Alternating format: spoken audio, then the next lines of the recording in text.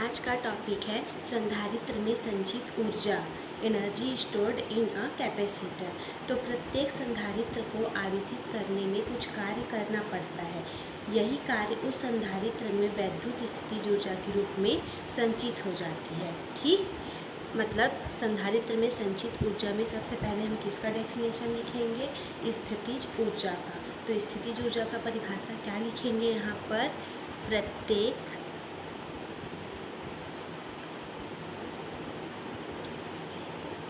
संधारित्र को आवेशित, मतलब आवेश देने पर आवेशित करने में कुछ कार्य करना पड़ता है। यही कार्य उस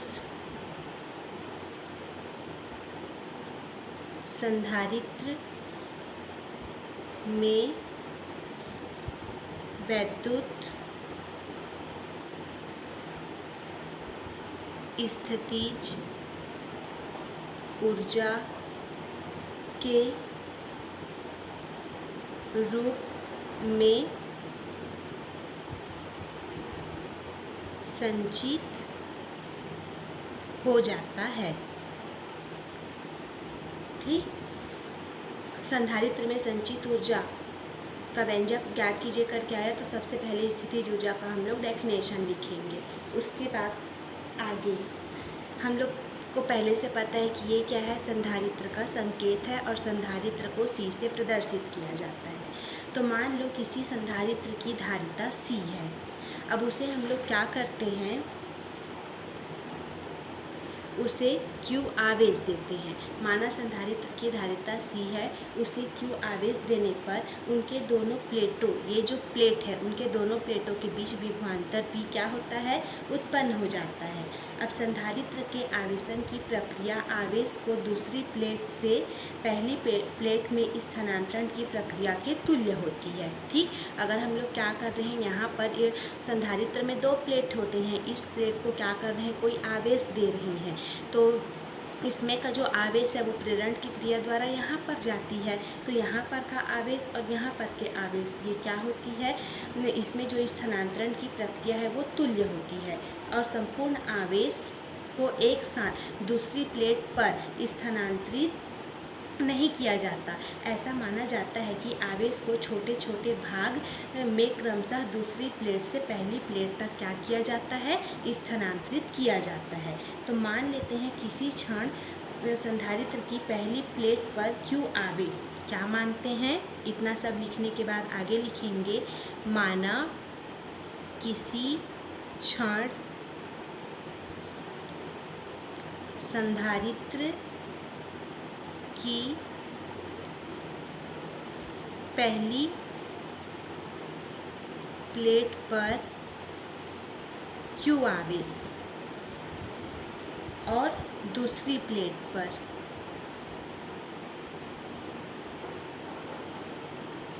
-Q आवेश है, तब उनके बीच विभवांतर, तो दोनों प्लेटों के बीच विभवांतर को प्रदर्शित कर रही हूँ मैं यहाँ पर V डैश से। तो विभवांतर इक्वल टू यहाँ पर क्या हो जाएगा, आवेश बटे धारिता C।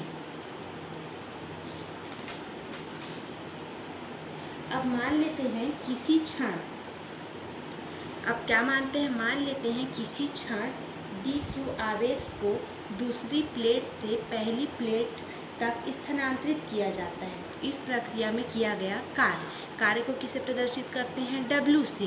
कितना आवेश स्थानांतरण किया जा रहा है, dQ, मतलब अल्प कार्य हो रहा है, मतलब यहाँ पर क्या हो जाएगा, dW। और कार्य बराबर क्या होता है, बल गुणा विस्थापन, लेकिन यहाँ पर विभवांतर, बल की जगह विभवांतर और विस्थापन कितना आवेश, dQ, विभवांतर इंटू आवेश। अब यहाँ पर से वी डैश का मान रख देंगे तो वी डैश का मान क्या है, Q/C इंटू क्या हो जाएगा, DQ। कितना आवेश स्थानांतरित हुआ था प्लेट दूसरी प्लेट से पहली प्लेट पर dq। अब संपूर्ण आवेश q को दूसरी प्लेट से पहली प्लेट तक स्थानांतरित करने में किया गया कार्य, तो संपूर्ण के लिए क्या हो जाता है, dw का क्या हो जाता है, समाकलन। तो यहाँ पर इससे क्या आ जाएगा, w equal to q upon c into dq। और यहाँ पर कहाँ से कहाँ तक हो रहा है, 0 से q तक। संपूर्ण आवेश मतलब 0 से q तक क्या लग जाएगा, लिमिट लग जाएगा। अब यहाँ पर से इसको सॉल्व करेंगे तो क्या हो जाएगा, 1/c बाहर निकल जाएगा और यहाँ पर क्या आ जाएगा, इंटीग्रेशन 0 से q और यहाँ पर q इंटू dq। अब यहाँ पर हम लोग क्या करेंगे, इंटीग्रेशन का फॉर्मूला लगाएंगे। तो इंटीग्रेशन का फॉर्मूला लगाएंगे तो हमको w इक्वल टू क्या प्राप्त होगा, q इंटू dq का q स्क्वायर अपॉन 2 और लिमिट क्या लग जाएगा यहाँ पर, 0 से q।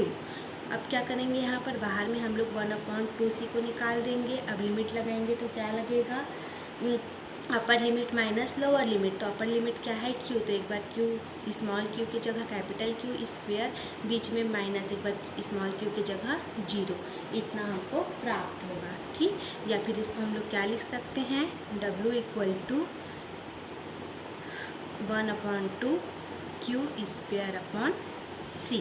ठीक, अब हम लोग यही जो कार्य है ये संधारित्र में क्या होती है, स्थितिज ऊर्जा के रूप में संचित होती है।